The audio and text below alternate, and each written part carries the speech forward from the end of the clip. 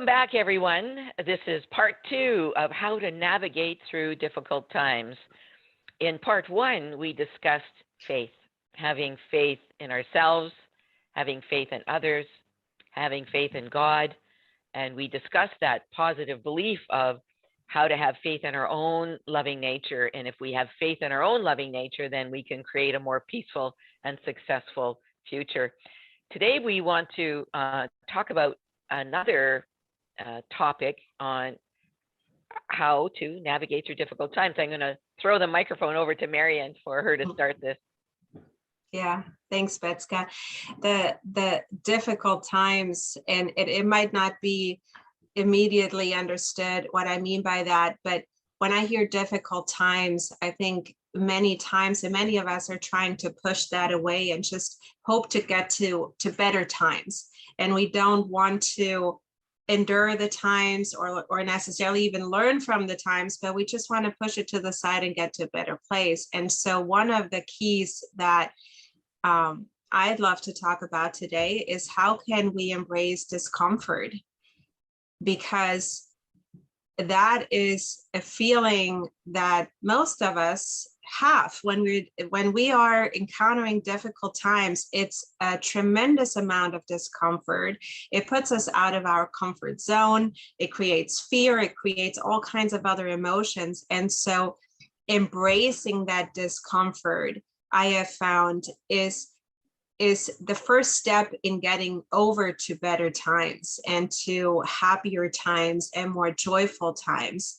And when I say that, I feel that it oftentimes can feel like that messy middle.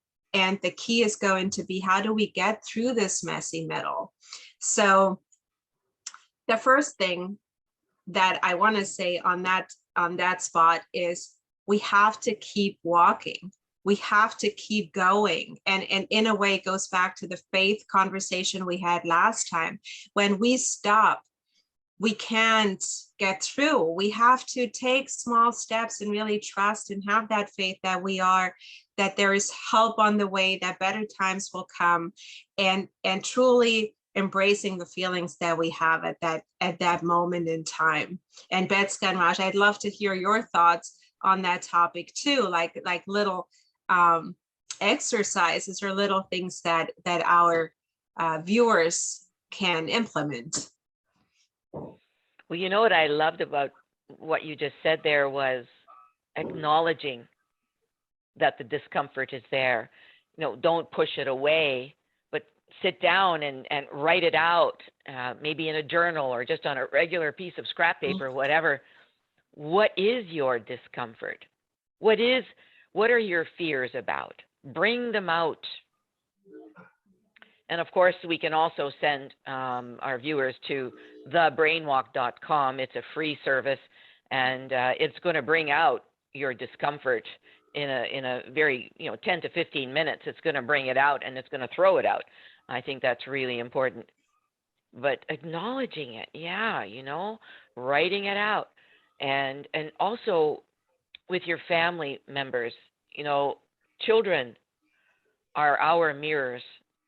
And if you are watching your child at home and they are feeling uncomfortable about something, maybe because they can't see their friends as often anymore, or the grandparents can't come over for the Christmas holiday, or Easter, or whatever, Valentine's Day, whatever, they can't see the people that they love, get them to write it down.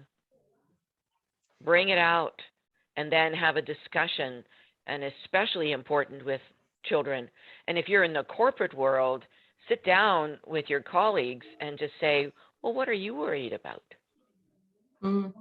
So in essence, what we're saying here is the resistance oftentimes creates more of that discomfort and really doesn't help us move from point A to point B, like letting go of that resistance, letting it in, having a conversation, looking at it eye to eye, in a way where we're not constantly trying to push things away, but we're addressing things, we're acknowledging things, we're creating awareness, and we're communicating. And that is the starting point to find solutions and maybe find new approaches, because in certain experiences that I've had myself and I've seen in others is we want to do what has perhaps worked in the past. We want to stick to things. We generally, as human beings, we're not always in love with change, especially when the change is not, we don't know what change, or it's again a discomfort of some sort. So looking at it from what could be potentially new approaches that move us out of this space of discomfort, and how can we start to embrace new ways of doing things better. And that will start shifting our perception of what is going on. And I also believe that will relieve some of that discomfort that we are experiencing, because as we are progressing, we're also growing and we're developing. Yeah, hugely. And the second thing after writing things down is I love to have a discussion with my husband, for example. We've been married many years, and I may have read something on the news or whatever that disturbed me, and I'll say, well, what do you think about that, honey? Getting someone else's feedback. And he's such a calm guy, he'll just say, throw that out, or, well, yeah, let's talk about that. That could be very real. And also having a good, strong network of friends that you can text or call, friends or other family members who live outside of your home. I think the first place, though, is having a discussion in your own home, but being very careful with children, because I noticed with one family that I've been coaching, the mother is letting the child know about everything, all the discomforts in their life about lack of money and so on.